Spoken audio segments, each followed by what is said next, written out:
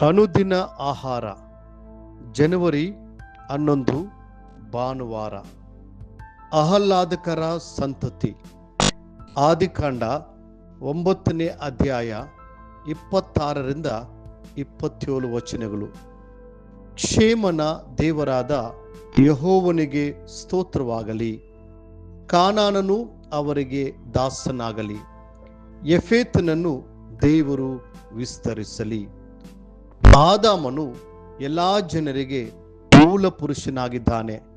ಆದರೆ ಮಹಾಜಲಪ್ರಳಯದ ನಂತರ ನೋಹನು ಹೊಸ ಸಂತತಿಯ ಮೂಲ ತಂದೆಯಾದನು. ದೇವರ ವಾಕ್ಯ ಹೇಳುತ್ತದೆ, ಇವರೇ ಶೇಮನ ವಂಶದವರು. ಸಂತತಿಗಳ ಜನಾಂಗಗಳ ಪ್ರಕಾರ ಇವರೇ ನೋಹನ ವಂಶದವರು. ಜಲಪ್ರಳಯವಾದ ನಂತರ ಭೂಮಿಯ ಮೇಲೆ ಹರಡಿಕೊಂಡ ಜನಾಂಗಗಳು ಇವರೇ. ಆದಿಕಾಂಡ 10ನೇ ಅಧ್ಯಾಯ 31-32. ಶಾರೀರಿಕವಾದ ವಂಶಾವಳಿಗಳು ಹಾಗೂ ಆತ್ಮಿಕವಾದ ವಂಶಾವಳಿಗಳು ಇವೆ. ಮಾಂಸಧಾರಿಯಾದ ಮನುಷ್ಯನು ಶಾರೀರಿಕ ವಂಶಾವಳಿಯನ್ನು ಹೊಂದಿರುತ್ತಾನೆ. ಆತ್ಮಿಕ ಮನುಷ್ಯನು ಆತ್ಮಿಕ ವಂಶಾವಳಿಯನ್ನು ಹೊಂದಿರುತ್ತಾನೆ. ಆದಾಮನು ಎಲ್ಲ ಮನುಷ್ಯರಿಗೆ ಮೂಲ ತಂದೆಯಾಗಿದ್ದಾನೆ.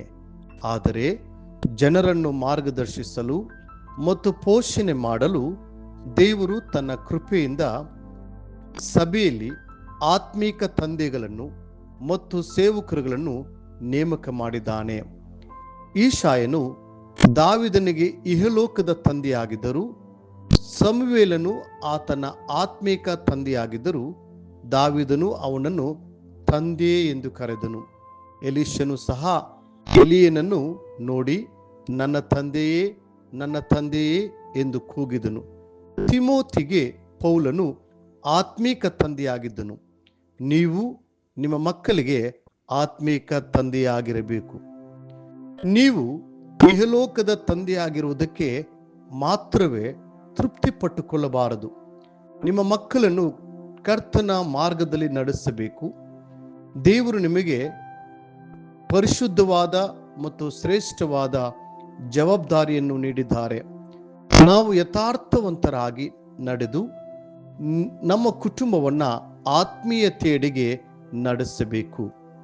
ನೀವು ದೇವರ ಮುಂದೆ ನಂಬಿಗಸ್ತರಾಗಿ ಜೀವಿಸುವಾಗ ಆತನ ಆಶೀರ್ವಾದಗಳು ನಿಮ್ಮ ಸಂತತಿಯವರೆಗೆ ನಿಮ್ಮನ್ನು ಹಿಂಬಾಲಿಸುತ್ತದೆ. ಕರ್ತನು ಹೀಗೆ ಹೇಳುತ್ತಾನೆ, ನನ್ನ ಸ್ತೋತ್ರವನ್ನ ಪ್ರಚಾರಪಡಿಸಲಿ ಎಂದು ನಾನು ಸೃಷ್ಟಿಸಿಕೊಂಡ ಆಪ್ತ ಜನರು. ಯೆಶಾಯ 43:20ನೇ ವಚನ.